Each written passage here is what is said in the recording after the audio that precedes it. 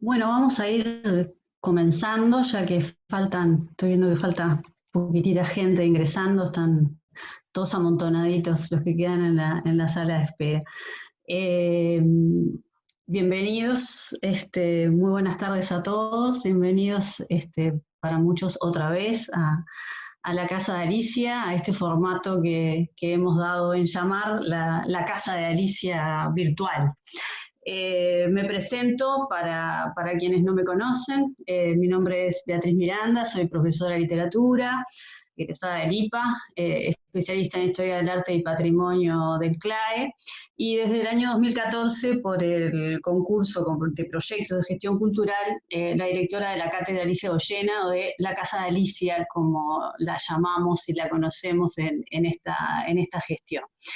Llevar adelante un centro cultural con la enorme cantidad de actividades que tiene el nuestro es imposible sin un equipo, así que lo primero es agradecer al equipo de compañeros que hacen posible la Casa de Alicia, tanto presencial como virtual, y especialmente a mi compañera en la gestión, con quien todos ustedes han estado en contacto, que es la profesora de comunicación visual, Marta Argente, que es quien además tiene un área fundamental en un centro cultural como es el área de comunicaciones, y sin quien no sería posible habitualmente la comunicación en la Casa de Alicia y muchísimo más en este espacio de virtualidad en el que todos nos estamos encontrando, para que sigamos siendo el lugar de encuentro.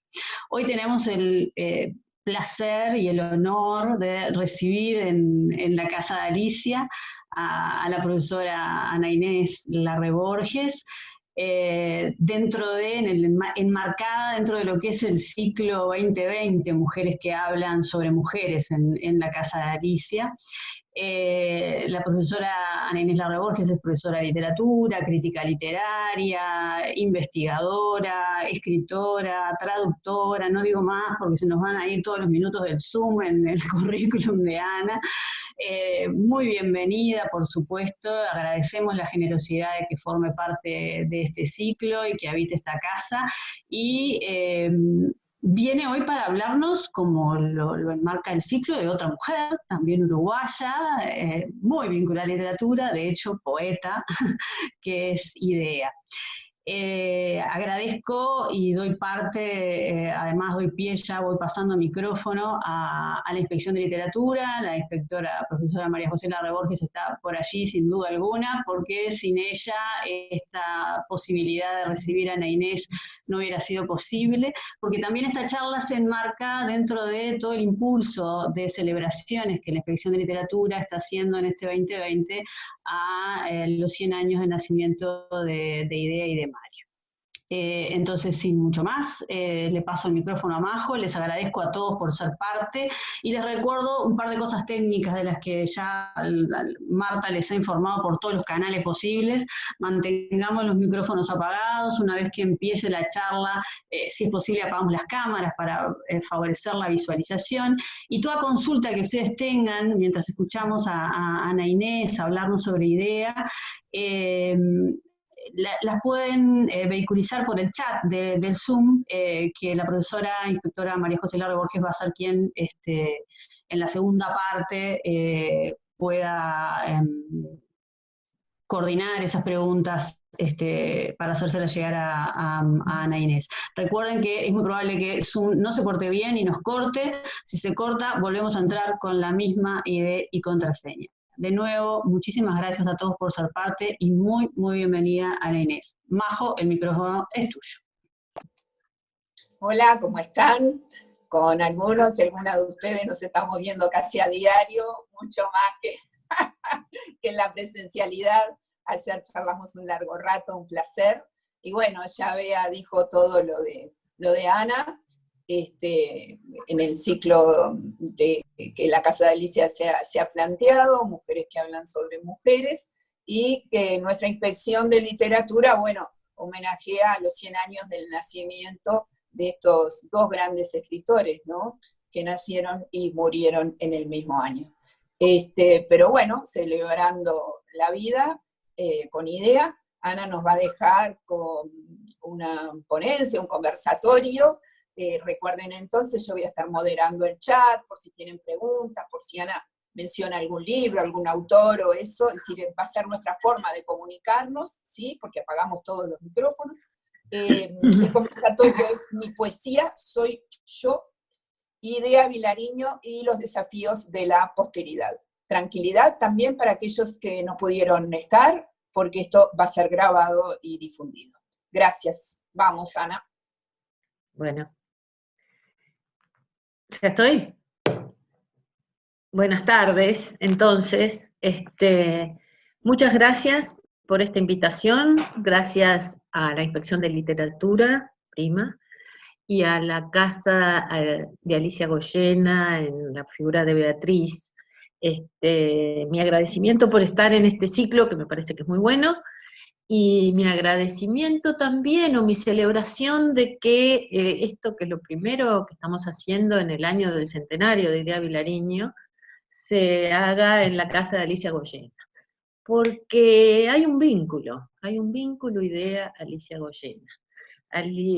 Idea fue alumna en lo que se llamaba La Femenina, Instituto José Valle y Ordóñez, de Alicia Goyena, y dejó escrito en su diario de juventud cuánto la admiraba, y cómo quería ser practicante de ella, adjunta a su cátedra. Y lo lindo es que también eso fue retribuido, y hoy yo traje, y después vamos a mostrar un documento que es una evaluación que hace Alicia Goyena de Idea, donde dice de ella, que es, después lo leemos entero, no es tan largo tampoco, ¿no?, que es un espíritu de muy fina vida interior y exquisito don poético. Idea tenía entonces 21 años, ¿verdad?, cuando estaba cursando La Femenina. Entonces creo que es algo bueno, y además es como una especie de testimonio de que la cultura se basa en la tradición y en cómo se van pasando de unos a otros el conocimiento, y cómo en ese momento, ¿verdad?, una joven que todavía, bueno, escribía para sí misma, estaba aprendiendo, está ahí el programa de lo que enseñó ese año de Idea, las clases que dio, cuántas clases dio como adjunta, sobre Darío, sobre Verlaine, creo no olvidarme, no sé si Baudelaire, y Rodó.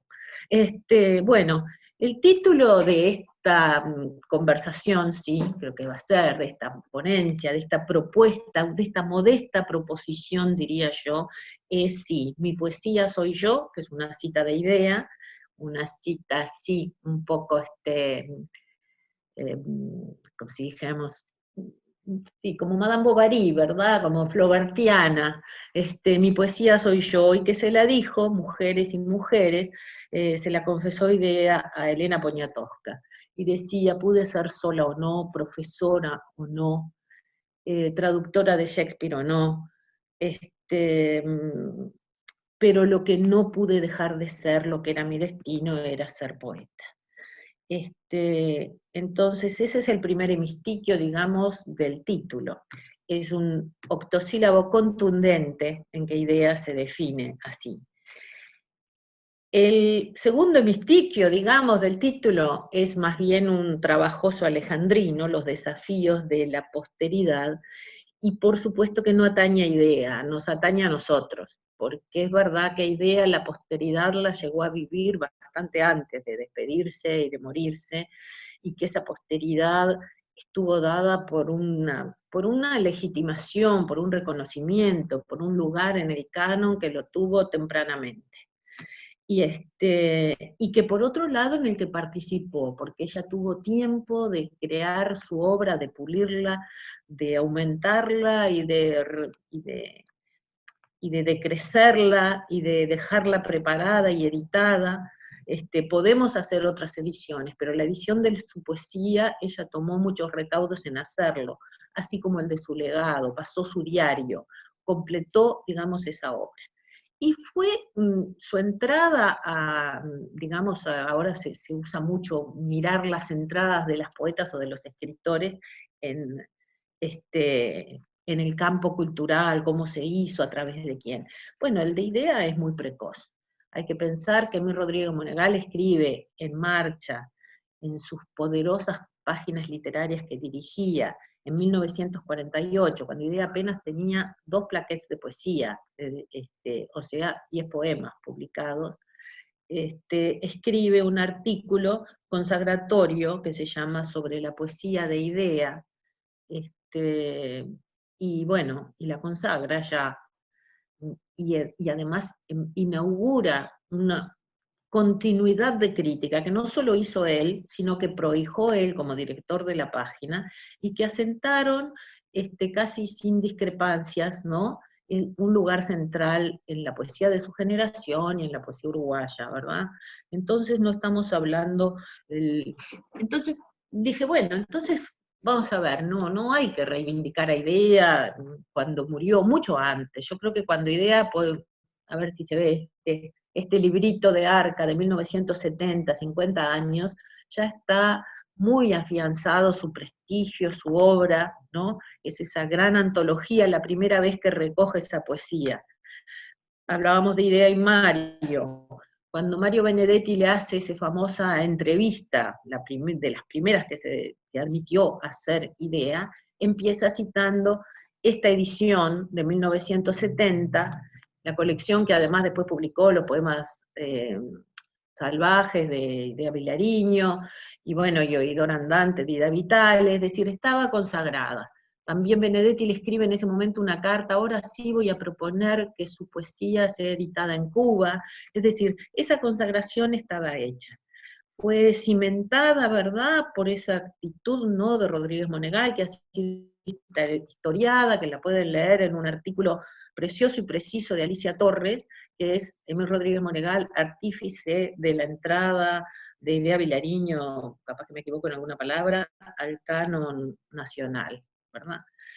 Entonces, y después hemos tenido, no ha faltado crítica a Idea, crítica sensible y sagaz, que nos fueron dejando maneras de mirar y leer su obra.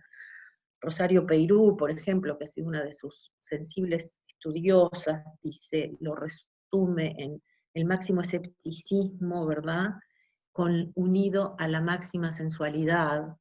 Después, uno de los estudios muy interesantes, hecho por Marta Cángel, profesora, pero además poeta, que tuvo los instrumentos, el instrumental necesario para poder acceder, ¿no?, a la idea formalista. ¿Qué era una formalista?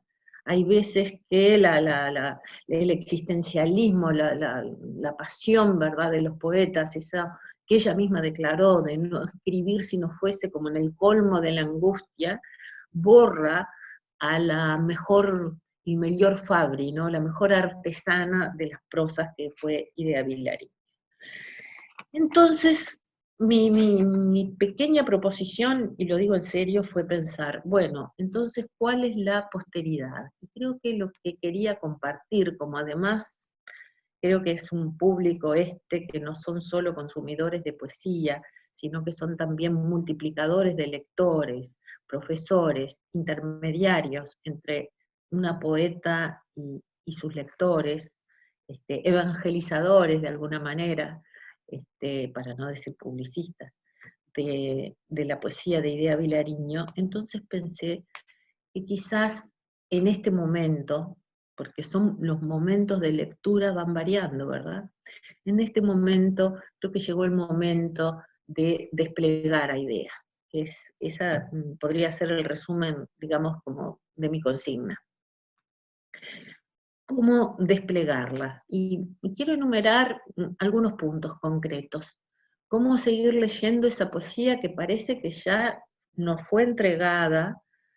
Bueno, y en vida de Idea también tutelada, creo, cuando el poeta, el escritor, es una personalidad muy poderosa, como era el caso, también parecería controlar, ¿no?, las lecturas que de él se hacen. Creo que llegó un momento de una relativa desobediencia, y digo relativa con razones.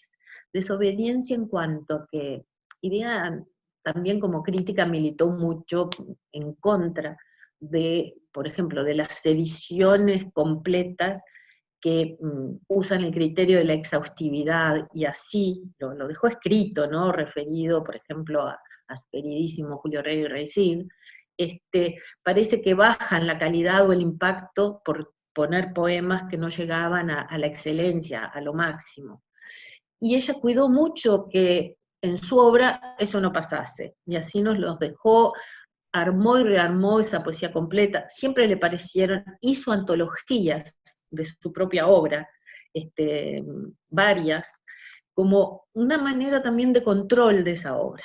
Cuando decía una desobediencia matizada o quizás menguada, es que supone que podamos atender a otras cosas para leerla, para desplegar entonces esa idea de ese núcleo cerrado como una piedra pulida que parece que nos entregó como su legado literario.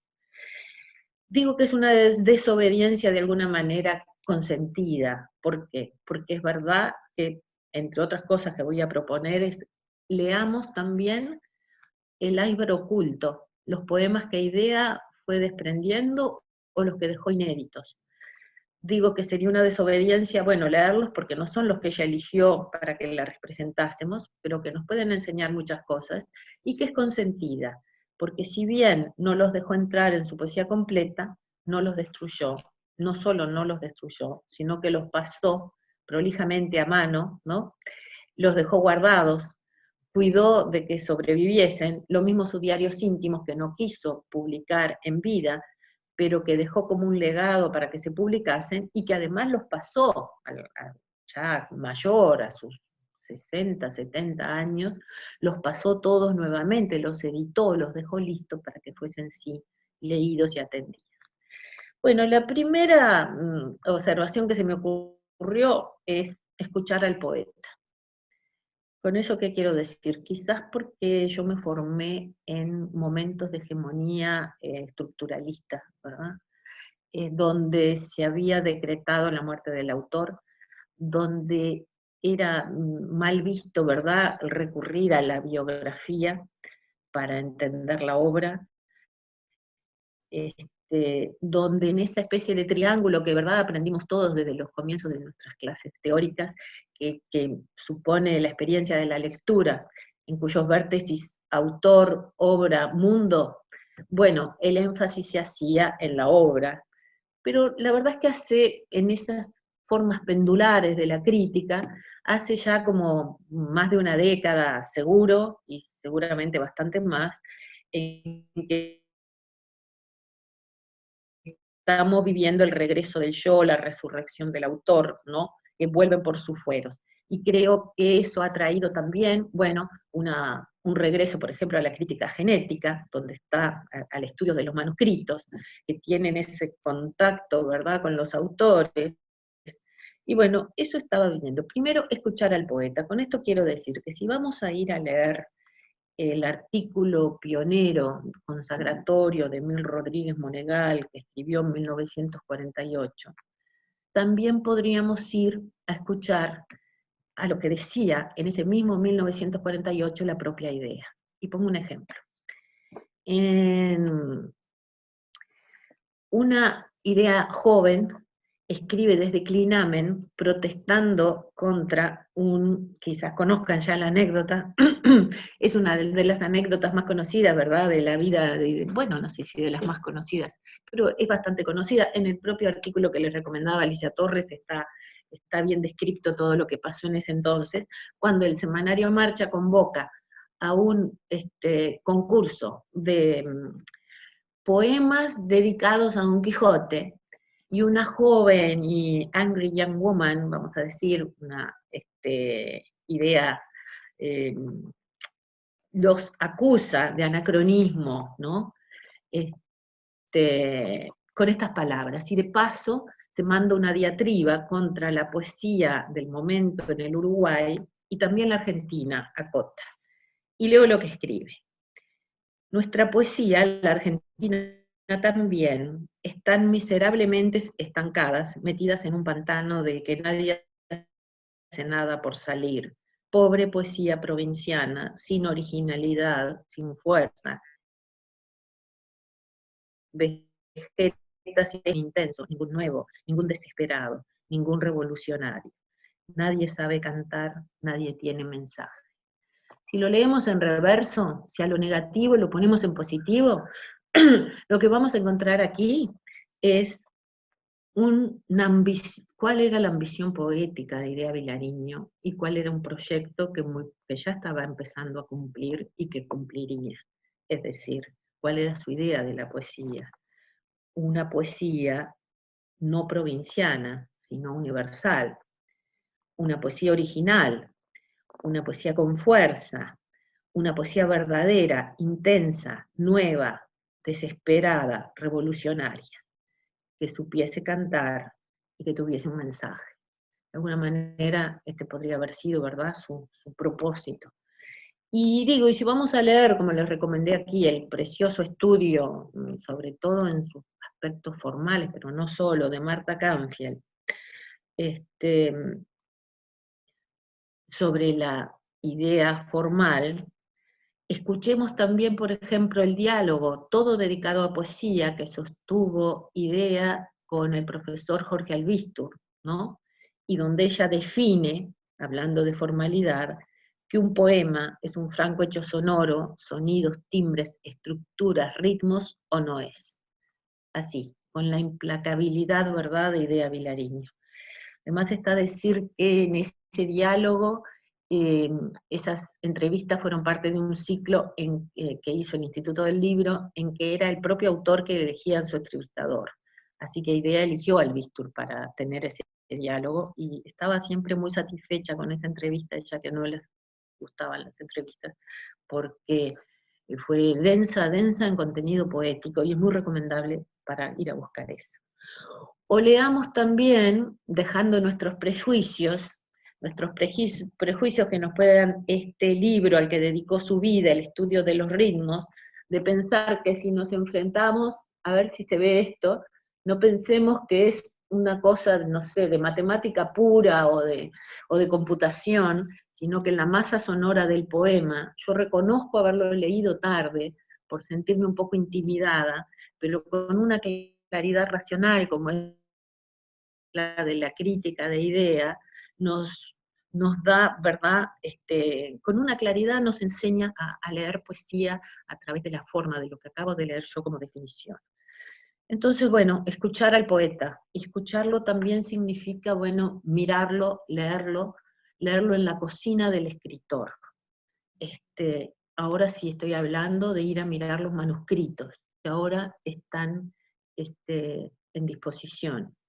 Incluso los que se malvendieron a la Universidad de Princeton, contrariando su voluntad, están puestos, nadie ha dicho nada, me sorprende porque ahora nadie puede decir que no estaba advertido, pero están puestos, gracias a Dios, aunque sea, es algo muy bueno, están puestos online, es el único archivo de Princeton que han puesto online, por distintas cosas que lo han llevado a hacerlo, entre ellas no callarse, pero entonces pueden leerse esos y pueden estudiarse los manuscritos que han quedado en sus archivos. Y bueno, y esa es otra forma. Idea también lo sabía. Cuando ella fue a estudiar su gran amor poético, que es Julio Herrera y Reisig, ¿verdad? Fue una deuda con su padre Leandro, que le enseñó, como escribió ella una vez, a querer a Herrera. Lo que hizo en el año 50 fue ir a estudiar sus manuscritos. Y lo que escribe que parece escrito casi más que para Julio Herrera, para la propia Idea, y paso a leerlo. Lo que en la Torre de las Esfinges como tarea, ¿verdad? De ahí viene esta cita. Dice Idea, hablando de un poeta, cualquier poeta, por arrebatado, por doloroso, por íntimo que sea el asunto, la voz sale ya doblada en determinado verso, en determinada estrofa, y, oh misterio, con determinada rima. Todo ello en una mezcla indiscriminable de elección y azar. Lo leo despacio para que lo pensemos, ¿no? Esa mezcla indiscriminada, ¿verdad? ¿Cómo es escribir poesía? De elección y azar, y que sale ya con la música, eso está en la masa sonora, insistentemente dicho con Idea, y se puede ratificar en los manuscritos, porque hay veces que un verso, Idea va escribiendo el poema en el manuscrito, y pone unas rayas, y las rayas son las sílabas que le faltan para ese verso, y sigue con el otro que sí, que ya lo tiene. bueno, la mejor fábrica, la mayor artesana. Sobre el papel, todo ello en una mezcla indiscriminable de elección y azar. Sobre el papel se realiza la ensañada partida. Se cambian las piezas, se equilibra, se equilista, se pondera. Exigen los ritmos, la rima exige, la voz quiere decirlo mejor, más invenciblemente.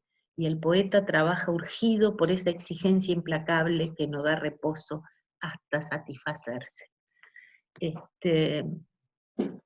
La filología de antes, el estudio de los ritmos que aprendió con Pío Servién, Vilariño, se une ahora, ¿verdad?, con la actitud genética que les decía. Bueno, ahora la genética ha tenido un nuevo impulso, los estudios de la génesis, de cómo se arma un poema, el estudio de los manuscritos, ¿verdad? Yo quería, y bueno, para ver entonces algún ejemplo de esa ensañada partida, ¿verdad?, que se juega en el papel.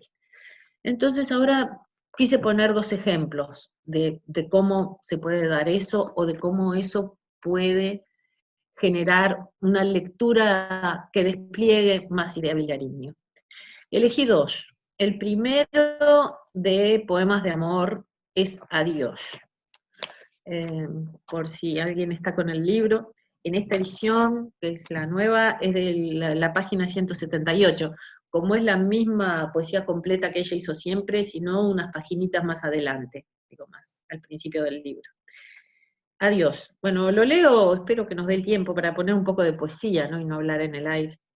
Salgo Ana, como... se corta en unos minutitos, volvemos a entrar, ¿está? Porque Uy, se ya nos se está corta. acabando los... Bueno, gracias María José. Salgo como de un traje estrecho y delicado, difícilmente un pie, después despacio el otro, salgo como debajo un derrumbe arrastrándome, sorda el dolor, deshecha la piel y sin ayuda. Salgo penosamente al fin de ese pasado, de ese arduo aprendizaje, de esa agónica vida. Este poema, el poema que quedó, este poema era originalmente el doble en versos. Tenía una segunda parte que cambia totalmente la enunciación y que se dirige a un tú: te doy las gracias, te deberé tanto, te quedaré agradecida, llegué a ser yo por ti, me trabajó el dolor, crucé diversos límites, no niego que me fuiste muy útil, reconozco, etc. Se publicó una vez, creo que como concesión a los editores de Banda, completo, pero Idea le puso una nota al pie diciendo que ese no era el poema, digamos, al mismo tiempo que lo publicaba, lo desautorizaba, una especie de contradicción. Y además de esa segunda parte, llevaba 4 versos anteriores, que no estaban escritos en esta manera así como de segunda persona, como un tú, pero que adelantaban el tema. Si nosotros tuviésemos que decir cuál es la conducta de Idea en su taller, en su escritura, suprimir. Menos es más. El despojamiento, que siempre viene como como un ritornelo de lo que fue haciendo, hasta decir casi nombrar alcanza, ¿no? Ese último verso de poema de 2 versos que puso, bueno, eso se cumple también en la manera en que ella trabaja cada uno de los poemas. Lo que hace es quitar, y es lo que confesó, lo que le confiesa al Víctor en el diálogo que tienen, en todo caso ha sido cortar, disminuir. Antes había, digo, en este mismo poema, 4 versos que decían: adiós, vuelvo la espalda, me desentiendo, me desligo, me deshago de todo lo que fue. No era necesario, eso es lo que anuncia un poco, es el contenido del poema. Le pareció mejor, sin equivocarse nunca. Roberto Chavarren dice: Idea no se equivoca nunca con las palabras. Bueno, pareciendo un poeta tan ajeno, ¿no? Y creo que esto, bueno, como decía también Zurita, todos los poemas de amor de Idea Vilariño son un poema de la imposibilidad. Aquí lo que se habla es del fin del amor, ¿verdad?, como un derrumbe. Pero seguramente lo más fuerte dentro de Vilariño es que lo que se narra acá y lo que se siente como un fracaso más total es que se va a sobrevivir de eso, porque lo que está hablando es que sale de los escombros, de que sale como de ese pasado amor, ¿no? De esa agónica vida. Sí, lo de la imposibilidad que estaba diciendo, que dice Zurita de los poemas, era solo para ver el sentido, como al concentrar ella, al quitar la explicación de arriba, al quitar lo otro que nos hace conjeturar que probablemente este haya sido uno de los tantos poemas que fue carta, como dice ella, muchos de los poemas que aparecen como cartas fueron cartas y otros que no aparecen también, o de ese formato por debajo de casi toda la poesía amorosa, no solo de la idea de que sea una carta entre dos. Los dos amputaciones que ella hace son lo que le dan la fuerza, y la fuerza paradójica es de que lo que está contando este poema es la posibilidad de resurrección después de un final o de un derrumbe amoroso, pero que eso, en lugar de ser un consuelo, como en la canción que ahora todos hacen coreografías, Resistiré, es una derrota del amor imposible, del amor eterno. El otro poema en que también opera por amputación en lo que se puede lograr estudiando no solo los manuscritos originales, sino también las ediciones anteriores, es de Nocturno, y es Y seguirá sin mí, que está, ¿verdad?, en la página 123 de Nocturnos. Y seguirá sin mí este mundo mago, este mundo podrido, tanto árbol que planté, cosas que dije, y versos que escribí en la madrugada, y andarán por ahí como basura, como restos de un alma de alguien que estuvo aquí, y ya no más, no más. Lo triste, lo peor fue haber vivido como si eso importara, vivido como un pobre adolescente que tropezó y cayó y no supo y lloró, y se quejó, y todo lo demás, y creyó que importaba. Este poema tuvo no solo en los manuscritos, después yo elegí unas imágenes y lo van a ver tachados y arreglados, pero se publicó por primera vez en el primer número del semanario Jaque, en 1983, con un comienzo, que luego se lo quitó, que era mucho más anclado a un presente, mucho más coloquial, y que decía: me moriré y él seguirá cantando. Bueno, digo, Carlitos, o sea, Gardel. Y Jorge seguirá haciendo el amor como si se muriera, y seguirá sin mí este mundo mago. Y recién entonces eso puede ser, lo que cuando yo decía desplegar, es poder avanzar a través de los manuscritos o de ediciones anteriores, a un origen muchas veces biográfico, o un origen de dónde surge el poema que va a hablar de un mundo sin ella, de una vida sin ella, y cómo también se puede ver en los manuscritos, porque este poema a la vez tiene un acápite que dice: ya de morir contigo el mundo mago, y a eso es lo que responde, o lo que sigue respondiendo el poema de Idea.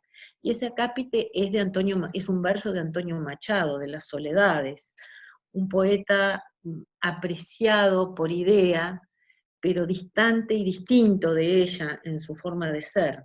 Y de alguna manera, si uno va a leer el poema de Machado, que es otra forma de desplegar a Idea, de extenderla, de extender esa lectura, ve que lo que Machado decía, imaginando a partir de una situación igual, de un mundo sin él, primero que lo empieza preguntando, y leo los primeros versos aunque sea: ¿y ha de morir contigo el mundo mago, donde guarda el recuerdo los hálitos más puros de la vida, la blanca sombra del amor primero? Entonces la respuesta de Idea, es decir, el poema de Idea, podría considerarse casi una blasfemia, ¿verdad? Frente a los, cito, hálitos más puros de la vida de Machado, ella nombra un mundo podrido. Frente a la blanca sombra del amor primero, ella dice la palabra basura, para preferir a sus versos y su adolescente, porque hay un joven también en el poema de Machado, que entra al poema, el de Idea, ¿verdad?, como una comparación, vivió en el error creyendo que todo eso importaba. Entonces responde con un signo contrario a uno de sus poetas favoritos. Entonces esta es la otra forma de extensión. Si uno puede ir a la historia, o al contexto histórico, o a la biografía, también puede ir a la otra fuente de la literatura, que es la otra literatura, al diálogo de ella con otro poeta.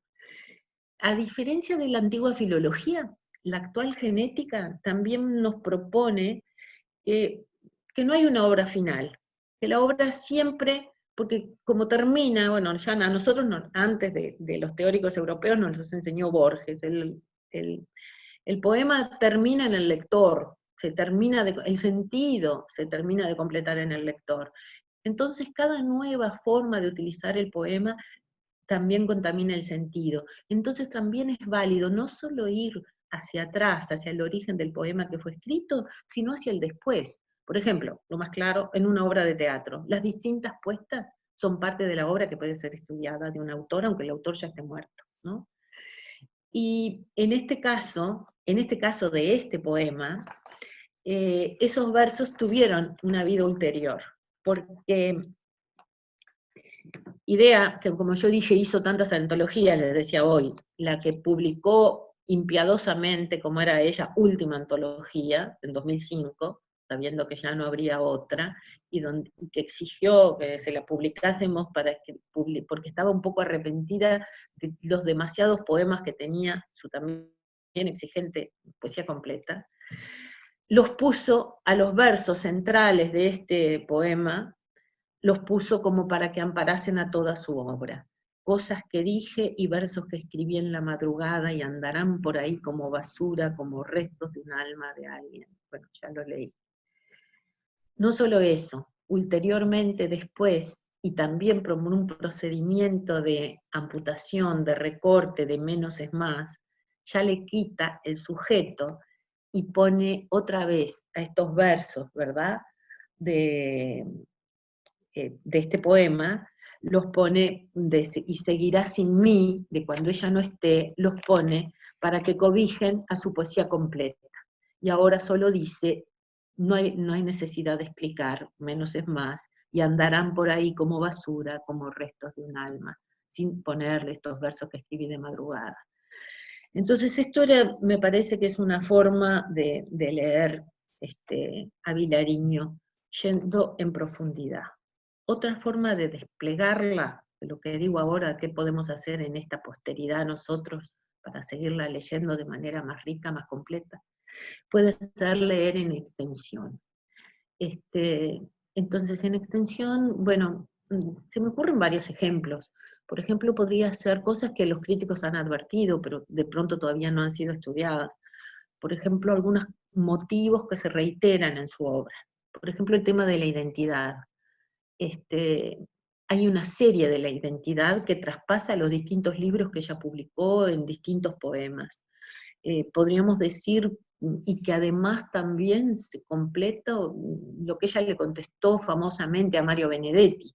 El tema de la identidad no es un tópico literario, es una angustia existencial verdadera, y lo confiesa con lo que ahora se llama un biografema, me parece muy elocuente, que es, le dice, una vez estando en Cuba, para saber quién era, en la noche, sola, me puse a leer mis poemas, para ver si podía descubrir quién era. Bueno, mi poesía soy yo. Decía, por ejemplo, esa serie de poemas de la identidad, pueden haber otras con otros motivos o con otras formas también, los poemas cartas, digo, no tiene por qué ser solo temático el asunto, puede ser de forma. Por ejemplo, bueno, desde la tarde es una inmensa gota gris, de 1941, de una idea muy jovencita que termina diciendo, ¿y yo qué soy? ¿Qué soy en la tarde sin fin? Pasando por no sé quién soy, pasando por yo, que dice, yo hago esto, yo hago aquello, ¿yo? ¿Qué es eso? Me cortan las dos manos, la identidad como, ¿no? Si me cortan la cabeza, ¿dónde estoy? ¿No? O En el centro del mundo, un gran poema, o La Metamorfosis, otro preciosísimo poema, donde el yo primero soy los pinos y luego se disuelve en la nada, soy nada. Dentro de esas posibilidades también puede ser leerla con una hipótesis. Yo he estado trabajando interrumpidamente, lamentablemente, pero ahora, hace poco, sobre su poesía política, pensando en pensando en la manera tan rara y tan especial de idea de hacer poemas políticos desde la intimidad más absoluta, me parece. Casi todos los poemas políticos de idea tienen ese rasgo, de que están construidos, de que son paradojalmente los más íntimos, cuando se supone que por su temática debieran ser. Pero como si ella, que sabía siempre lo que hacía, hubiese querido evitar la épica, evitar la proclama en los poemas, ¿no? No hacían las canciones, que tenían otro fin. Si uno recuerda los orientales, bueno, los orientales sí, es épico. ¿Y por qué es épico? En lugar de ir hacia lo íntimo, va hacia lo histórico. Los orientales se apoya en el éxodo, ¿no? Es lo que convoca, una historia para ver reflejada en la revolución artiguista, una nueva revolución que es la que proclama. Pero diferenció mucho y siempre mantuvo separadas las canciones que eran otra cosa para ella de los poemas. En los poemas, en cambio, casi siempre es desde un ángulo, desde una perspectiva muy íntima. Pongo un ejemplo, uno de los últimos poemas políticos, el que hizo para celebrar el triunfo de la Revolución Sandinista. Es un poema de 1979. Y que empieza con una mujer sola en su casa que da un puñetazo en la pared. Di un puñetazo, 2 en la pared. Dije una palabrota, dije otra, y al fin enmudecí. Así comienza, la intimidad está en la situación, es en la soledad doméstica de una casa. Hay que ver, eso también contagia el sentido del poema, porque en 1979 se recibe la noticia en medio del confinamiento de la dictadura uruguaya. Entonces, esa situación de confinamiento también es la que describe, ¿verdad?, idea para decir su poema. Pero casi todos además hacen explícita de una manera muy fuerte la enunciación. Acá es la puteada, ¿verdad? La palabrota que se dice. Pero en general todas vienen puestas con esos verbos que Austin llamaba en How to do things with words, ¿no? Hacer cosas con las palabras. Bueno, idea hace, quizás ahí viene como reforzado el mensaje, porque está haciendo con palabras lo que se debería hacer como acción. Ella no estuvo eximida, como otros poetas, de la culpa de estar escribiendo cuando lo que había que hacer con la realidad no era pensarla, ni discutirla, ni decirla. Esa era un poco la ideología en los años 60, la ideología revolucionaria, sino cambiarla. Entonces, bueno, se reserva eso, pero casi todos están. Por ejemplo, agradezco, en el poema Agradecimiento, poema muy duro, que empieza también haciendo un énfasis formal de que se está enunciando. Si en el otro dice, digo una palabrota, acá lo que dice es agradezco de verdad de todo corazón. Y lo que agradece idea ahí son las fotos de los guerrilleros muertos en Bolivia, ¿no? Bueno, con una ironía amarga hay que ver porque, bueno, naturalmente en la lectura del poema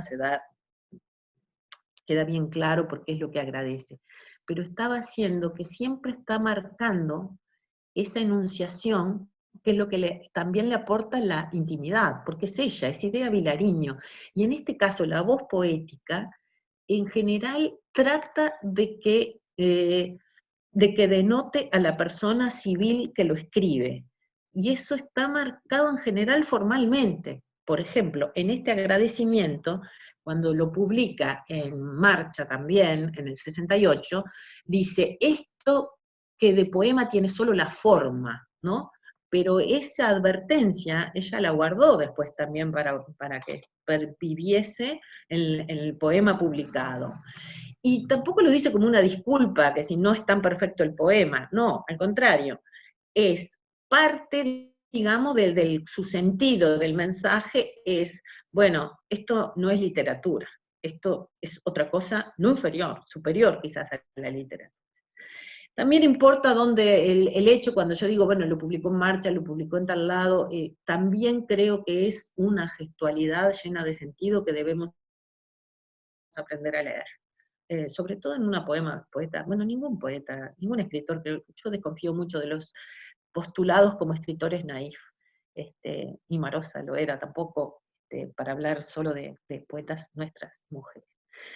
Pero digo, bueno, entonces esa enunciación se mantiene también en lo político. Digo que no murió el famoso poema de Che, que no lo voy a analizar porque tiene muchas puntas y llevaría más que un poder ver cómo se relaciona de una manera. Y fíjense cómo es eso, ¿no? La intimidad está puesta en la asunción de cómo se dice ese poema, que es político y que es épico, y que habla de lo quizás de lo que más le importa, pero como, bueno, es un ejemplo el poema del Che, cómo ella utiliza, porque ese digo que no murió, que se puede unir a la tradición del poema del héroe, de que el héroe no muere porque vive en la lucha que dejó como una semilla, bueno, ese sería el sentido, ¿verdad?, metafórico, tuvo una raíz, sin embargo, que esa es otra manera de ampliar a través del contexto, nuestra lectura de idea,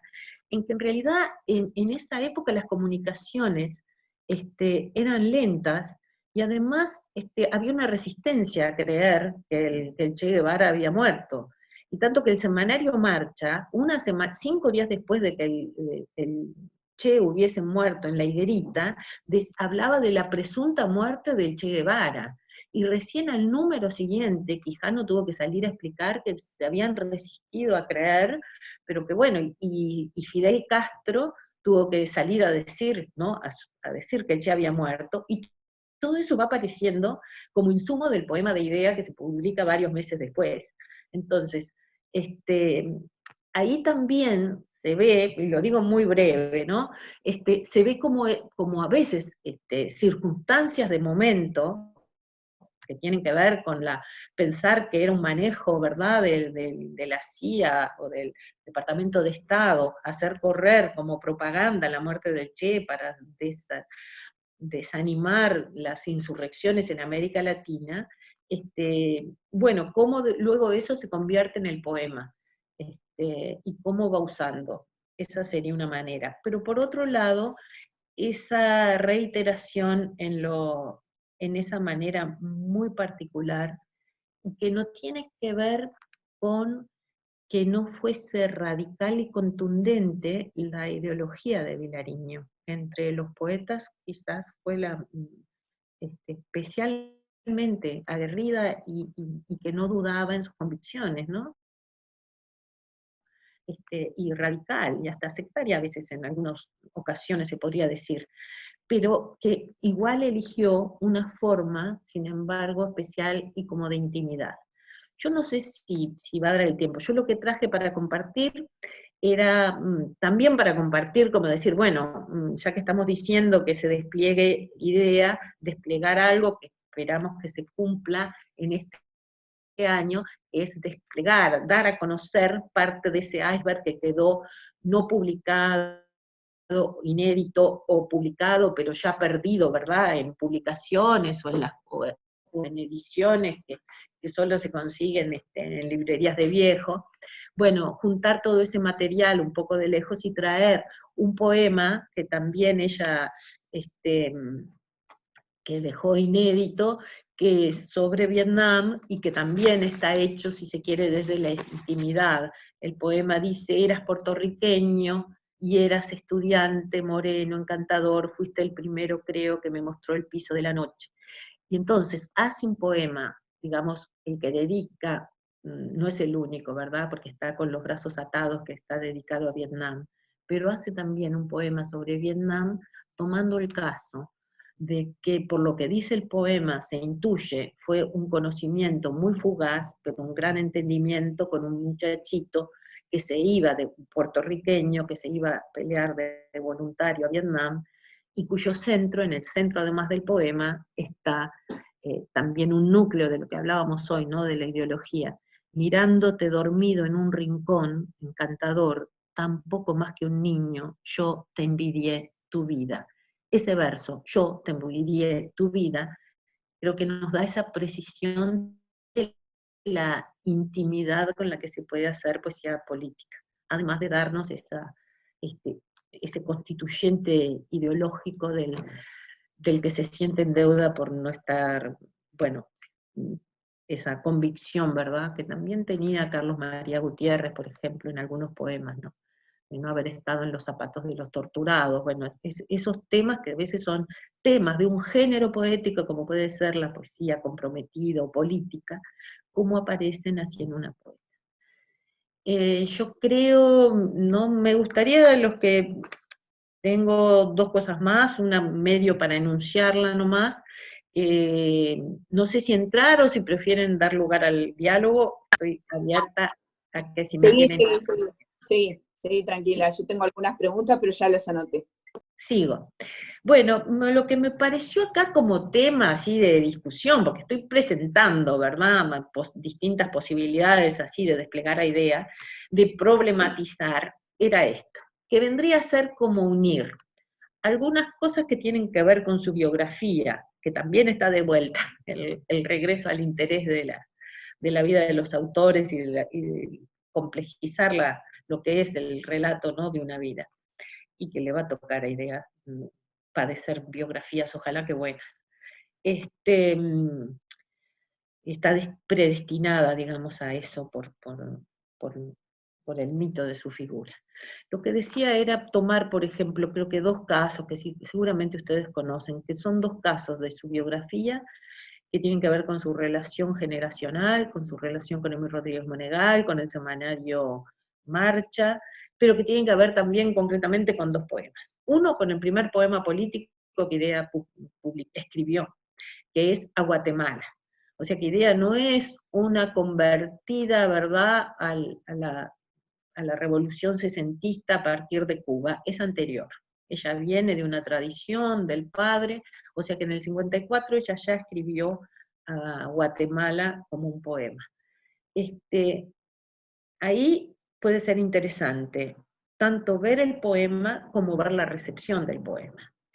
El poema lo conocen, estabas en tu casa, fíjense, otra vez la casa, ¿no? Aquí no hay desde la enunciación una subjetividad en que aparezca idea involucrada con el poema, pero en el asunto del poema, que es tomar la metáfora de una muchacha que es violentada, que es usada de sirviente para hablar del destino de un país, de Guatemala, el hablarle en un tú como hace, bueno, ahí creo que sí que está puesto un poco lo doméstico o la versión, digamos, como íntima, ¿no?, de dar lo que viene a ser una intervención, un golpe de Estado, a través de esa especie de fábula.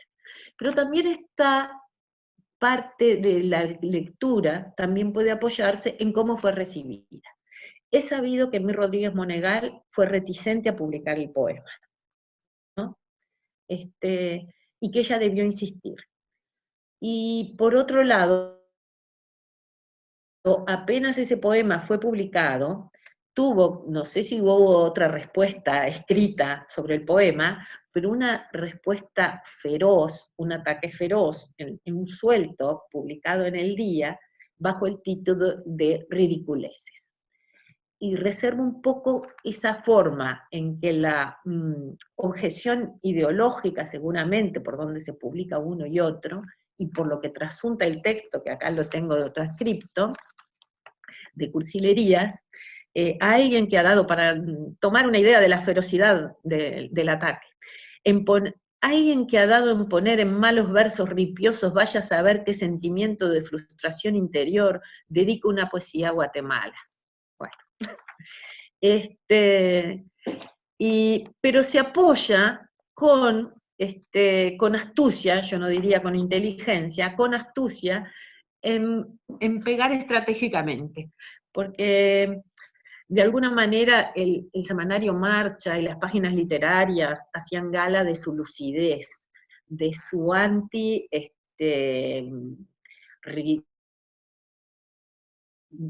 de su anti-emocionalismo, de su pavor un poco a lo que pueda parecer cursi, y entonces justo el título es Cursilerías, ¿no?, está pegando no nombra a la autora, bueno, usa muchos de los ardides del arte de injuriar, con conocimiento de a dónde se está refiriendo. Esto era una oposición ideológica por un lado, Marcha había hecho una campaña larguísima en favor del régimen de Jacob Arbenz, ¿verdad?, que son los que son derrocados en Guatemala. Por otro lado, esto venía, bueno, del día, entonces había seguramente una rivalidad entre medios de comunicación, etc. Pero lo que me parecía que se podía poner también, para ver algo que siempre es muy renuente en idea, como en Marosa, porque ambas renegaron de los estudios de género, de las lecturas de género de sus poemas, ponerlo en condición con el otro conflicto que tuvo en Marcha, también con la participación de mi Rodrigo Monegal, y también por la publicación de un poema. Hablo del amor, el famoso poema, ella célebre verso, un pañuelo con sangre, semen, lágrimas. En ese momento Idea le pide a Emir que ella quiere que renuncie a Marcha, y bueno, realmente ese episodio la mantuvo alejada de las páginas de Marcha mucho tiempo, hasta que vuelve, perdón, me estoy quedando sin garganta, hasta que vuelve después de un viaje a Cuba por razones ideológicas, quiso volver y estar en las páginas de Marcha. Pero cuando renuncia, lo que quiere es que se publique, y al final se publicó muy brevemente, muy chiquitito, una explicación de por qué se había ido, donde ella pone que no puede aceptar ningún tipo de censura sobre el acto creativo. Cuando argumenta ante Mir, que tampoco quiere publicar esa explicación, ¿verdad? Porque estaba como entre la espada y la pared, entre Vilariño y Quijano, pobre Mir en ese caso. Ella nota en su diario que le dijo: solo una vez antes te pedí que me publicases un poema, cuando el poema Guatemala, ¿no? Y ahora lo que le pide es que explique las razones de su renuncia cuando el poema El amor. Entonces, yo creo que eso nos permite quizás valorar o hacer una lectura de las transgresiones que todo gran poeta hace, ¿no? En un caso, la transgresión de haber escrito, tal vez, quizás, atreverse a haber escrito un poema político, y haberlo hecho a través de un lenguaje bastante inusitado, aún para quienes estuviesen de acuerdo con el contenido, ¿verdad?, ideológico de la defensa de Guatemala, de haberlo comparado no con una mujer violentada, ¿verdad? Estaban como bastante separadas las reivindicaciones ideológicas quizás de otras. Y por otro lado, que eso también quedase unido a la otra censura, así ya más directa, de lo que podía ser la expresión en los años 50, que a veces parece mentira que estos poemas audaces de Idea Vilariño habitaron esos mismos años represivos, que acá no hemos dado mucha cuenta, pero que nos podemos ver en el espejo, ¿verdad? De los, por ejemplo, de toda la década del 50 también, ¿verdad? En Estados Unidos, en toda esa literatura que la ha dejado ahí. Bueno, por ahora estas eran un poco las propuestas de desplegar a Idea en estos tiempos de su posteridad, en estos tiempos del centenario, en esta tarea de que se ha ensanchado el corpus, se ha ensanchado su prosa ya publicada, y hay todavía maneras de poder leerla con mayor amplitud. Al mismo tiempo, me siento obligada un poco a contradecirme y decir que quizás esto sea, bueno, es un episodio de lectura, es un tránsito de lectura, y que quizás se vuelva igual, irremediablemente, al poema. El poema es lo que va a sobrevivir todas las lecturas que hagamos y que expandamos, pero que, bueno, que me parece igual recomendable hacerlas. Y para eso me iba a apoyar en dos lecturas de Idea, que son las lecturas de los pares. de poetas afines, amigos, y que coinciden en traernos la mala nueva de que la poesía no se puede explicar, de que la poesía más que comunicación es comunión, de que no hay manera quizás de abrir eso. Uno es Juan Gelman, que fue, que compartió con Idea una admiración mutua de ella hacia el hombre, escribió sobre él un artículo sobre su poesía, además lo presentó a Gelman en el Galpón históricamente, cuando tenemos, digamos, 2 testimonios de Idea sobre Gelman escritos. Y Gelman escribió también sobre Idea Vilariño, y ahí es cuando me refiero que nos dice, fíjense esta pregunta que se hace Gelman para hablar de la poesía de Idea. ¿Con qué comparar esa lealtad a lo que no se sabe y no se puede negar? Como la poesía como vacío, la poesía como, bueno, hemos dicho, a veces nos hemos referido a Idea Vilariño, creo que como una poeta del no, pero no porque se quede sin escribir, como en la mitología, digamos, de un Vilamatas, no porque se quede sin palabras, sino que por lo que quiere decir es silencio, o porque quizás el silencio es, para algunos de estos grandes poemas, es la materia de la poesía. Fíjense lo que dice, casi pensando en, bueno, y lo expande Gelman y dice, más que como, no informa, encuentra y logra que el otro participe. Más que comunicación, hay comunión. El otro descubre en ella un espacio ignorado de sí mismo, ¿no? Es todo paradojal, todo el texto. El otro descubre en ella un espacio ignorado de sí mismo, ya bautizado para siempre con las palabras de Idea que lo develaron. Y también dice, Idea no enseña, bueno, profesores, creo que en el doble sentido de enseña, ¿verdad? No enseña, nos hace ver lo que no está allí.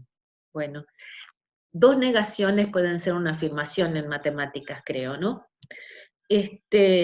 Y bueno, quizás por eso es una afirmación su poesía, de su decir no. El otro poeta, que no fue amigo de Idea, pero que es absolutamente afín y su heredero, y por eso le profesa una admiración completa, es Raúl Zurita, el chileno, ¿verdad? Y Raúl Zurita escribió para la revista de la poesía de Idea, y después eso lo volvió a publicar un par de veces, otra de ellas como prólogo a los poemas de amor que se editó en Chile.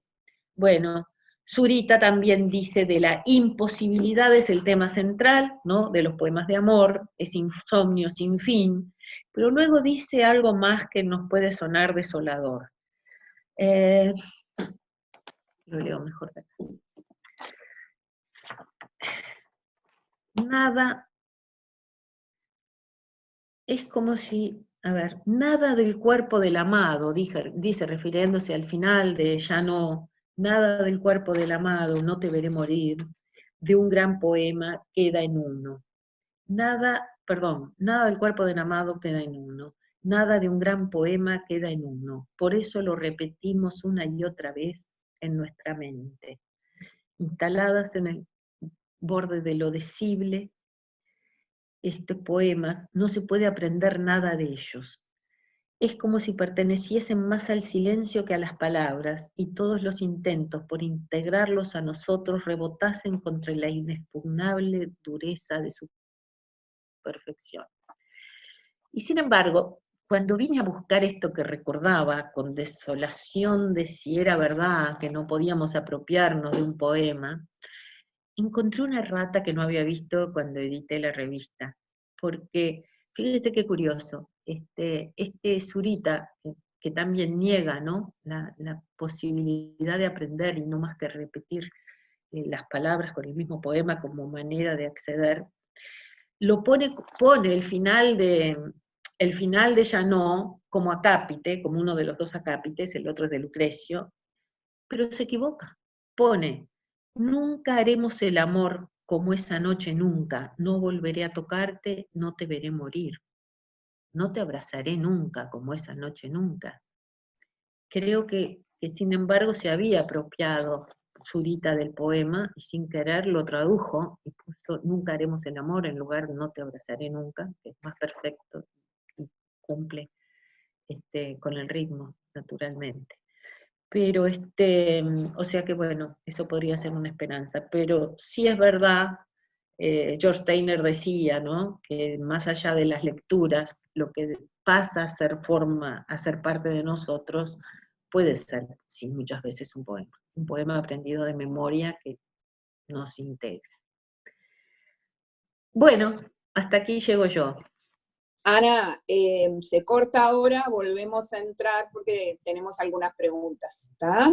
Bueno, gracias. Así que, bueno, en definitiva, estamos no sé si querés redondear igual la próxima entrada que sea más breve, si querés redondear con algo respecto a lo que decías, por ejemplo, de poesía despojada, poesía como vacío. Yo me imaginaba, decir nunca haremos el amor, eso no es de idea, definitivamente.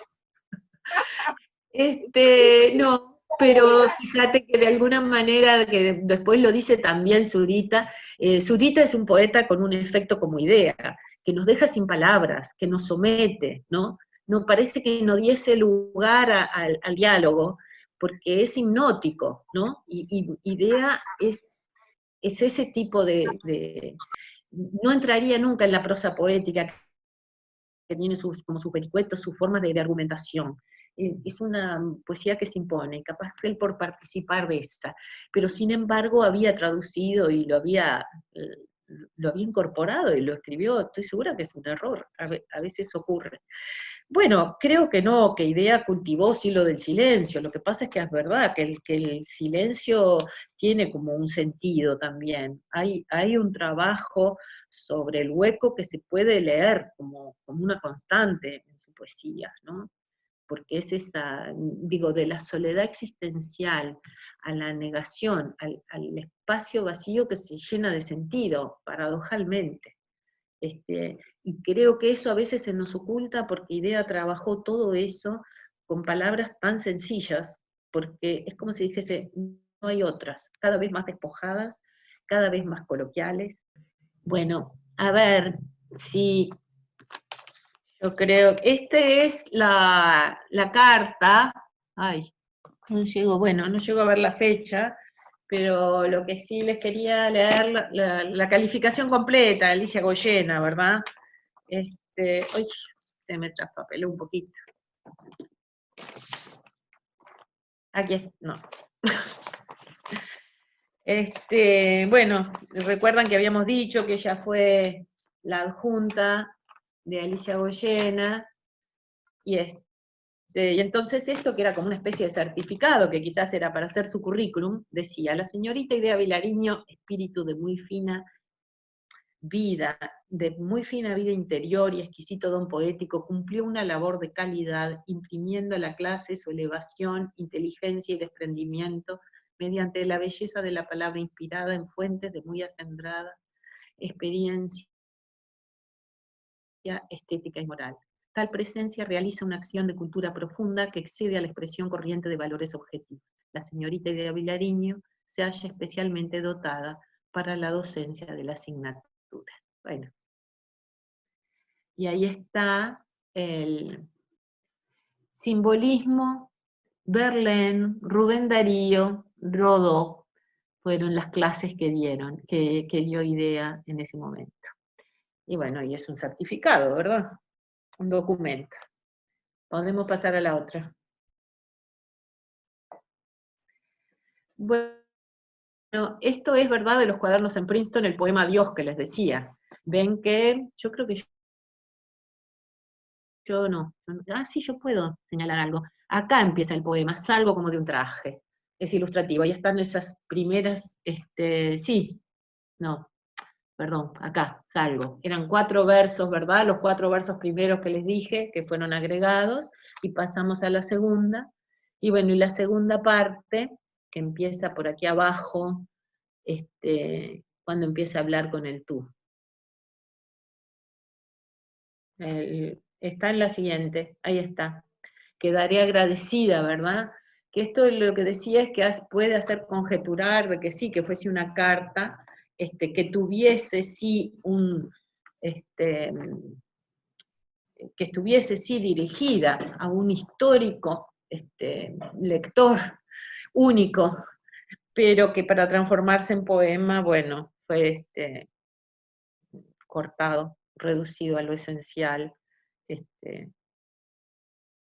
que siempre, no hay casi, salvo a veces un verso o alguna palabra, es verdad que la técnica de Vilariño es la supresión. Y a ver, el que vuelve, otro más. Bueno, este fue el que le dije, y este es el poema, ¿verdad?, que empezaba con Gardel y con Jorge Liberati, con el canto de Gardel, y que fueron suprimidos y seguirá así este mundo mago, ¿no? Para que viesen la forma de trabajo más en aunque eso fue posterior, ¿verdad? Posterior al 83 que hizo esa intervención. Y a veces en los cuadernos eran de pasar los poemas, eso se ve en el diario, cuando ella dice una cosa que pusimos como acápite del diario cuando lo editamos junto a Alicia Torres, fue: todo lo que no esté pasado el cuaderno de poesías puede no ser verdad. Poner eso, ¿no? Eso está en el diario de Juventud, en su diario íntimo. Es como decir, en lo que nunca mentí es en mi poesía. Pude haber mentido en la vida, en mi poesía no. Eso me parece que fue sí, como irónico, ¿verdad? Pero verdad, que viene a concluir con mi poesía soy yo, ¿no? O como ese es el destino, en la vida a otros puedo haber mentido, pero no en los poemas, no en lo que pienso sobre la poesía, no en mi juicio sobre los otros poemas, eso no se negocia. Y a veces esos poemas, de pasar los poemas, que además entonces vuelven a poner los poemas en la coordenada de la vida, porque así, por ejemplo, a Guatemala está predecido en uno de los poemas, porque los copia varias veces, pero en uno de los poemas está Antes por volver, ¿no? También escrito en Suecia, naturalmente, y por la carta, y allí no son las 4, ¿recuerdan esa carta a Onetti, ¿verdad? Ella en 1954, que es el año del viaje a Estocolmo, donde escribe a Guatemala, es cuando también es esa relación con Onetti, él le manda los adioses, ¿no? Entonces digo, también los manuscritos devuelven a ese contexto también vital, porque se van alternando, no como los leemos ahora, agrupados y diseñados en poemas de amor, nocturnos, etc. Así fue como nacieron. Y esa es otra de las maneras de lectura en posteridad.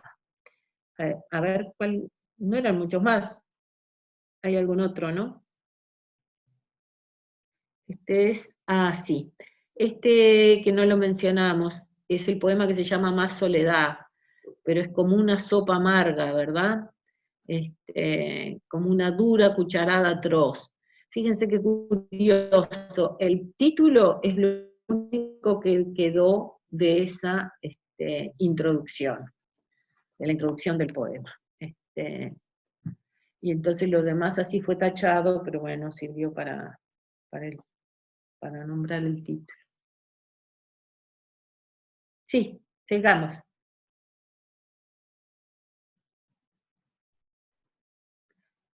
Bueno, y este era el poema que les dije que traía ya como un adelanto de la divulgación de esa poesía numerosa que Idea escribió desde los 11 años.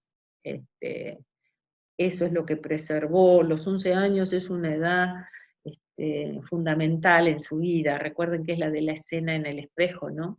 Hay algunas edades, los 11, los 17, que aparecen como marcadas por distintas señales.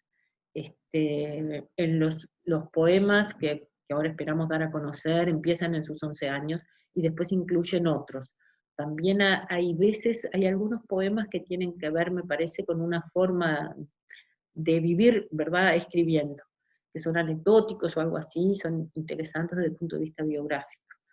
Pero bueno, todo eso va a quedar, esperemos que este año, a disposición de los lectores. Y esa era la última. Así que ahora a las preguntas, si es que las hay. Sí, hay preguntas.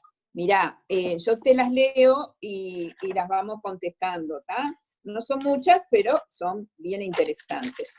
Por ejemplo, si se puede acceder digamos, al material que ella no editó.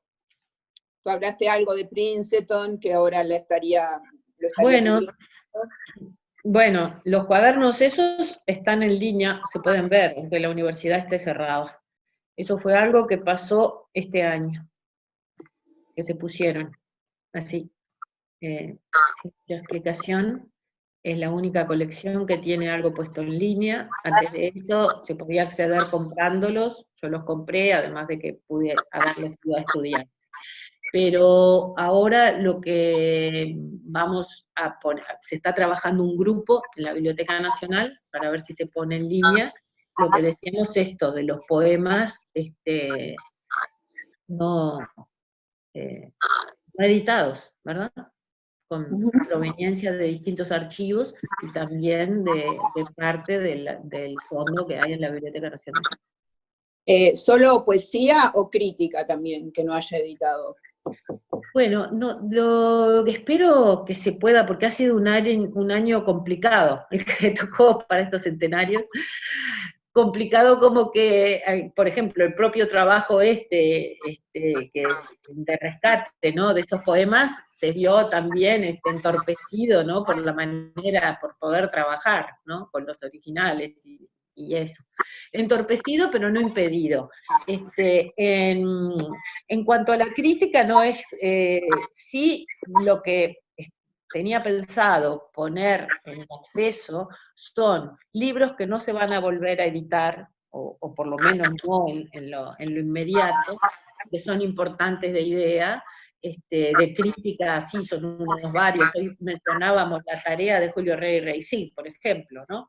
Bueno, poner eso online para que se pueda leer libremente. Y también otros libros, por ejemplo, las antologías que ella hizo. Hoy mostré la última, pero hay otras anteriores, segunda antología, porque también el trabajo para los críticos, ¿verdad? Es interesante lo que hoy dijimos, el trabajo de la construcción de su poema. Bueno, bien.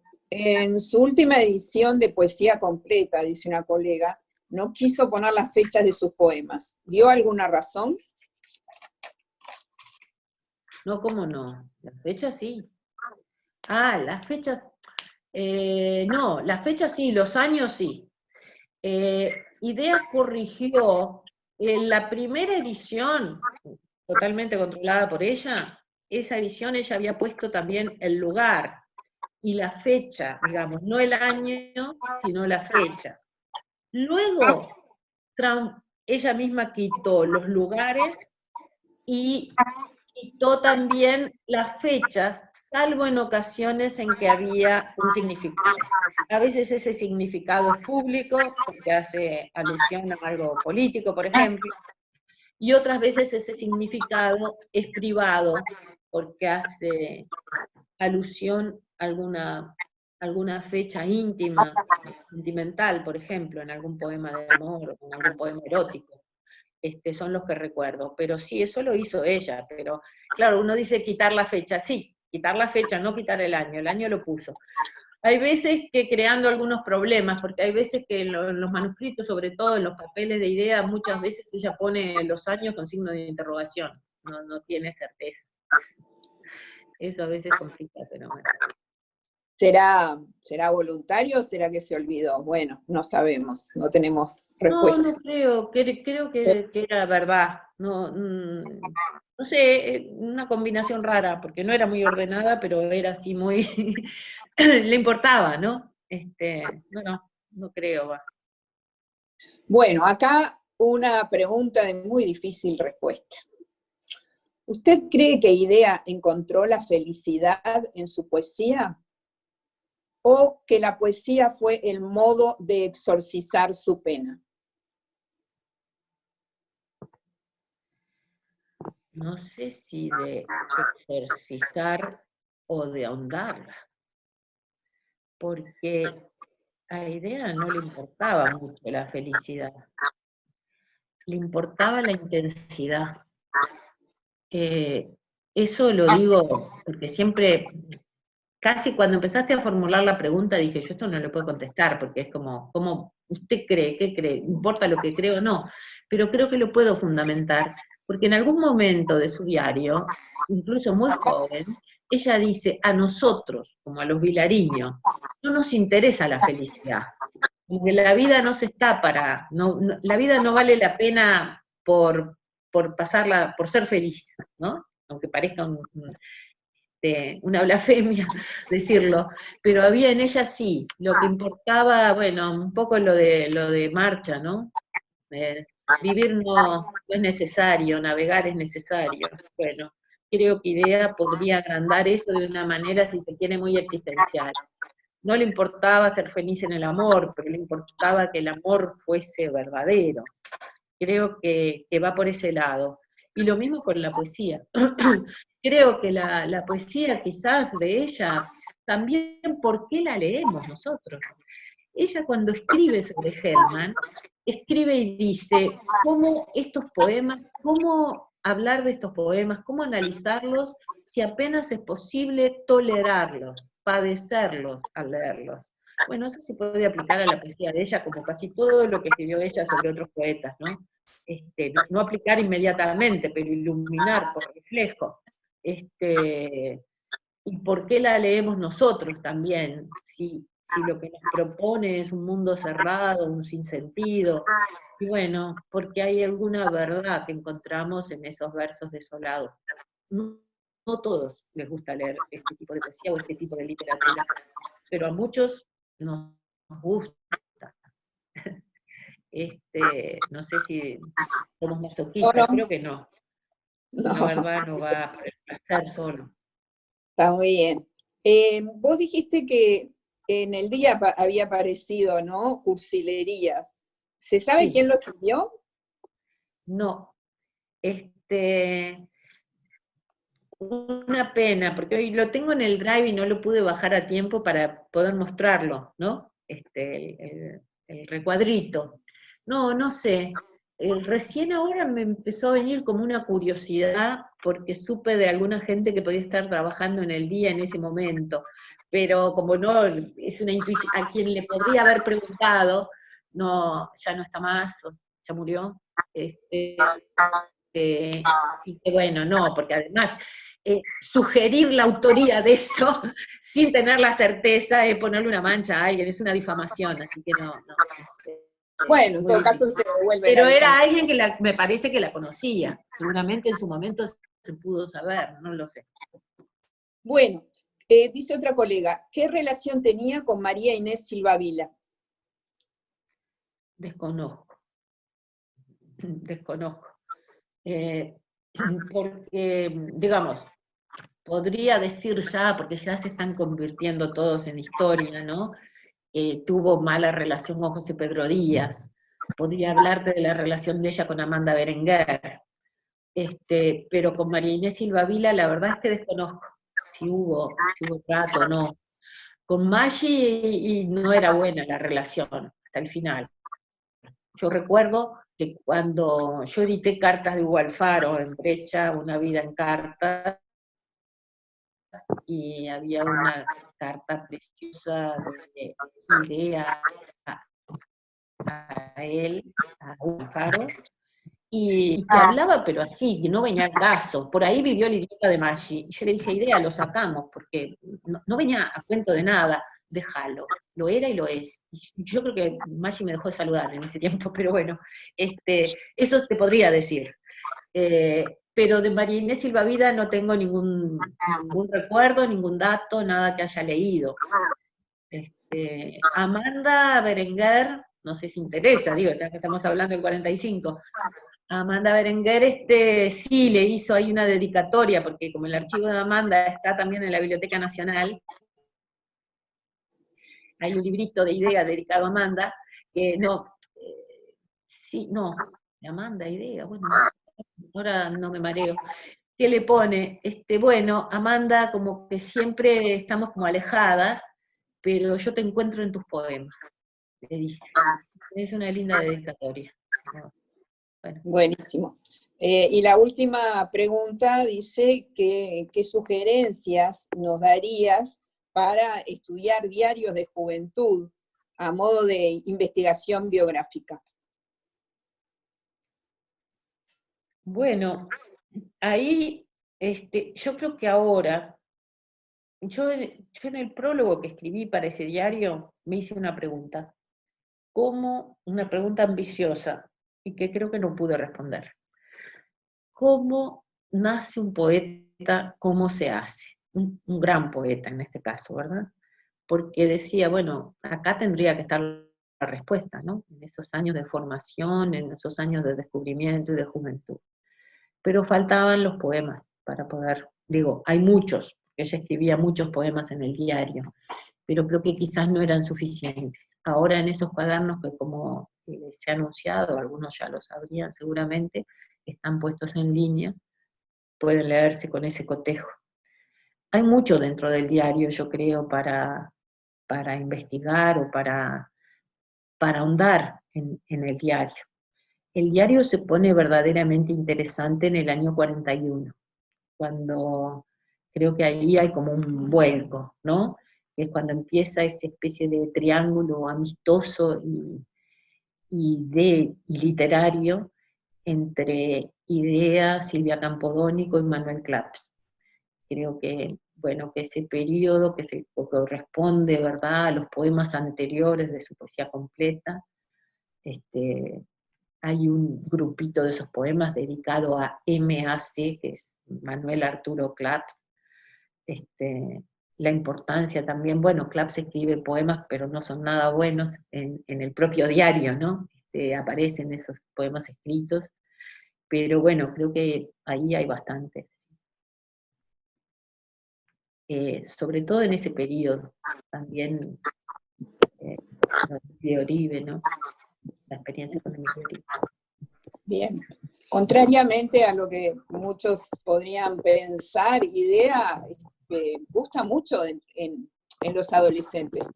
Conecta mucho con esa cosa de pérdida, de nostalgia, de no sé, a mí por lo menos en clase siempre me ha dado resultado, ¿no? Hay colegas que dicen, no, es un bajón, en fin, pero no, yo te diría que personalmente me acerqué a la poesía a través de Idea, siendo una chiquilina, así que me parece que es un buen año para trabajar con ella, ¿no? No, claro, nos olvidamos de lo que era ser adolescente, pensamos que están todos felices y se olvidan de la angustia, de la edad de la angustia, de la edad de las grandes ideas, de, bueno, esa coincidencia, además de tan distinto modo que está en Idea como en Monetti, estuvo en los grandes escritores del sur de Estados Unidos, que son también escritores de los años 50. Esa fascinación por la adolescencia creo que es una fascinación por la rebeldía y por el nihilismo y por el nihilismo que podamos haber tenido. La otra cosa que está para estudiar, bueno, Jorge Monteleone avanzó bien, pero cuando se estudia la recepción de Nietzsche, está en el diario, ¿no? Que comparece en el diario. Además, Idea, cuando está queriendo escribir poesía, dice, yo le tengo que pedir a Claps que me haga una lista de libros de filosofía, ¿no? Idea, como es una amorosa, ella, el ensayo que le dedicó a Delmira Agustini, que lo publicó en Brecha cuando el centenario de Delmira, una amorosa le puso de título. Idea es una amorosa, y es sobre todo una gran escritora de los poemas de amor. Ella siempre enfatizaba, creo que porque el público la llevaba siempre, su bestseller fueron los poemas de amor, ella enfatizaba que le parecían más serios los nocturnos, o incluso no. Pero creo que fue también una escritora que entra dentro de los escritores filosóficos, y que ahí, por ejemplo, la relación Nietzsche con ella, ¿no? que allí aparece, en Diario de Juventud aparece en los primeros años, en su descubrimiento. Pero, y Monteleone hace algunas, Monteleone es un crítico argentino, poeta y además especializado en poesía, un gran crítico. Y bueno, y él retoma eso de Diario de Juventud para ver a Nietzsche en la poesía de idea. Acá se hizo un libro muy lindo sobre la recepción, pero él, como estudia la primera recepción de Nietzsche, yo le dije al autor, que ahora no me sabe el nombre, que a ver si llegaba, avanzaba más y lo podía estudiar. Esa podría ser otro cauce para ver cómo nace o se hace un gran poeta. Sí, acá están acotando varias cosas y vamos cerrando. Por ejemplo, María José, otra, dice que también escribía en algunas libretas de profesor, que hay testimonios. Sí, bueno, acá reprodujimos en la última edición de poesía una, con un dibujito incluso. Yo creo que escribía como casi todos los poetas, por lo menos empezaba a escribir en donde viniese el ataque.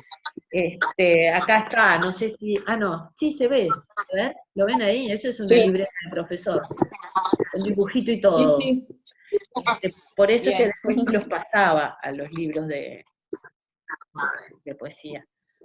Lo que no sé que han oído escuchado ustedes, pero yo siempre escuché que como profesora era aburrida. No sé si sería así, porque dictaba. Sí. Pero cuando uno lee lo que dictaba, las clases son buenísimas. Pero bueno. De Ida Vitale también se dice lo mismo, que era bastante aburrida en sus clases. Ana, no te vamos a molestar más, ha sido bárbaro. Elizabeth nos acota que trabaja en contextos de encierro y que la poesía de idea funciona fenomenal, increíblemente, ¿no? En cárceles.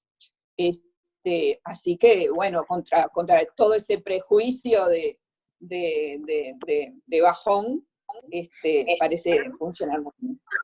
Comparto eso, porque la verdad es que trabajando ahora con estos poemas que queremos rescatar, me parecía que estaban escritos para el coronavirus. Pobre mundo. Y pensé, quizás porque es una poesía del confinamiento, es una poesía muchas veces de la asfixia. Ese animal que se asfixia dentro de ese maravilloso poema, cuando dice que hay un animal, no viste ese animal que dentro mío, dice Idea, que se asfixia.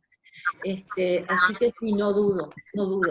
Y es probable que contra lo que dice el mal llamado sentido común, que quizás para quien esté asfixiado, el nombrar la asfixia sea liberador. El no nombrarla, el que no sea reconocido lo que alguien está viviendo, eso es lo que produce, creo, más desesperación y más muerto, ¿no? En cambio, darle nombre a lo que no se puede nombrar, es como un alivio, creo. Está bien lo que me dijiste, me gustó. Sí, en realidad lo acotó Elizabeth Andrade, que trabaja en estos contextos, y bueno, después vamos a profundizar con ella, porque parece ser que como instrumento didáctico funciona muy bien. Idea, por lo que te decía, contra toda hipótesis previa, ¿no? Al contrario. Son prejuicios, sí. Son prejuicios. Ana, no te entretenemos más, la opinión unánime. Te voy a decir que somos, salvo un colega, somos todas mujeres, las que estamos compartiendo contigo. Sí, bueno, eso es un dato interesante. Y bueno, creo que Bea cierra la charla y todos muy, muy, muy agradecidos, agradecides por tu tiempo, por tu calidez, y bueno, Bea. No, sí, sin duda, creo que, nada, un poco el comentario de lo que decías recién, de lo que están diciendo los colegas, la experiencia mía también del trabajo de la poesía de idea con mis estudiantes, esa intensidad, esa poesía viva, ¿no? Creo que es liberadora, ¿no? El arte en general, no siempre, es liberador, ¿no? Entonces esa experiencia es preciosa. Y este encuentro de hoy realmente ha sido, en medio de toda esta pandemia, de una tarde gris, de una tormenta impresionante como estuvo anoche rondándonos y hasta hoy, tu generosidad, el encuentro con vos en esta casa de Alicia virtual, en ese afecto entre Idea y Alicia, que también ha sido un descubrimiento para mí, por lo menos muy, muy emotivo, bueno, hace que esto realmente sea un éxito en el mejor de los sentidos que tiene esa palabra, ¿no? Que es encontrarse, seguir pensando y seguir detonando. Muchísimas gracias, Ana Inés, muy bienvenida siempre acá y a la Real, al encuentro en el patio que nos tenemos programado de la casa. A todos, muchísimas gracias por ser parte, a María José, que seguimos programando, y lo que les decía por ahí en el chat, estén atentos porque se vienen nuevos encuentros, así que los seguimos esperando y recibiendo con muchísimo placer. Y bueno, y un agradecimiento especial a Marta, nuestra compañera, que sin quien todo esto no habría sido, sin esta colmena de encuentro no habría sido posible. Un abrazo grande para todos y bueno, nos estamos viendo prontito. Gracias, Ana Inés. Gracias a ti, a todos. Adiós. Nos vemos.